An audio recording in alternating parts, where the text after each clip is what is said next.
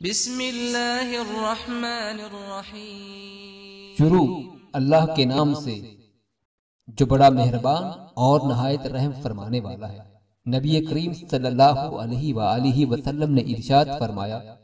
سب سے عمدہ پیشہ سوداگروں کا ہے، اور سب سے اچھے سوداگر وہ ہیں اگر وہ بولتے ہیں تو جھوٹ نہیں بولتے، اور اگر ان کے پاس امانت رکھوائی جائے تو خیانت نہیں کرتے،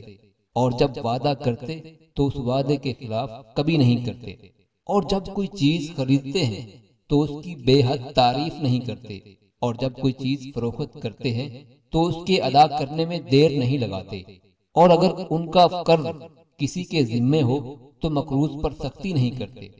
نبی کریم صلی اللہ علیہ وسلم نے ارشاد فرمایا، بزدل اور پست ہمت تاجر روزی سے محروم رہتا ہے، اور ہوشیار اور پھرتیلا سوداگر کامیاب ہوتا ہے۔